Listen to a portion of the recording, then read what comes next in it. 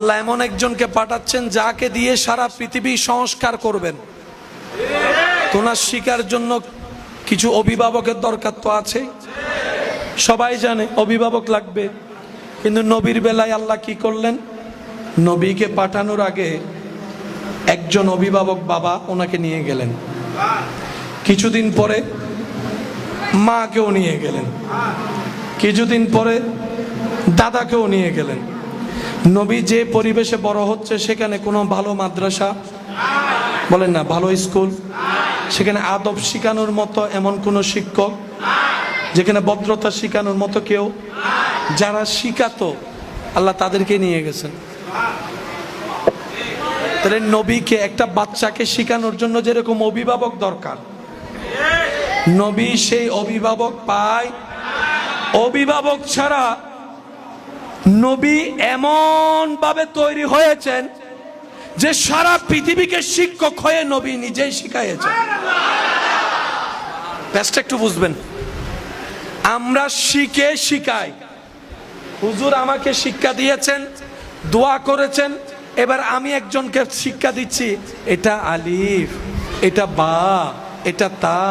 আমার ছাত্র আমাকে বলে, হুজুর আপনি কার থেকে শিখেছেন? আমি হুজুরের নামটা বললাম।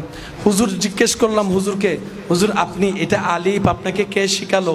হুজুর হুজুরের ওস্তাদের নাম বলবে, এটাই তো স্বাভাবিক কথা, বলেন ঠিক কিনা? যিনি সবাইকে শিখাচ্ছে সেই নবী রহমাতুল্লিল আলামিন। যদি শিখানোটাই চ্যালেঞ্জ থাকতো তা নয়, পরিবেশ পাল্টানো, মানুষের বিবেক পাল্টানো, মন পাল্টানো বড় চ্যালেঞ্জ নিয়ে নবী এসেছেন। এবার আমাদের নবী বড় হচ্ছে, একদিন, এক সপ্তাহ, এক বছর, 2 বছর, 5 বছর, 7 বছর, সুবহানাল্লাহ কি বলা যাবে?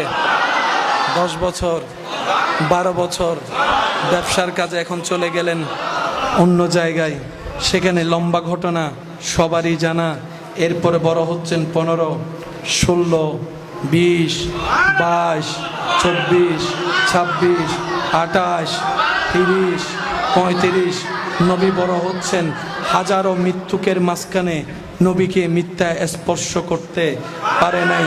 হাজারো বাটপারের মধ্যে নবী বড় হচ্ছেন, পরিবেশটাই ওরকম ছিল, কিন্তু নবীর ভিতরে সেরকম কোনো খারাপ জিনিসের দেখা কেউ কখনো পায় নাই। খেয়ে ডুলে পড়ে থাকতো রাস্তায়, নবী কখনো স্পর্শ করে নাই, হারাম স্পর্শ করে নাই, বেঈমানি কখনো করে নাই, মিথ্যা কখনো বলে নাই।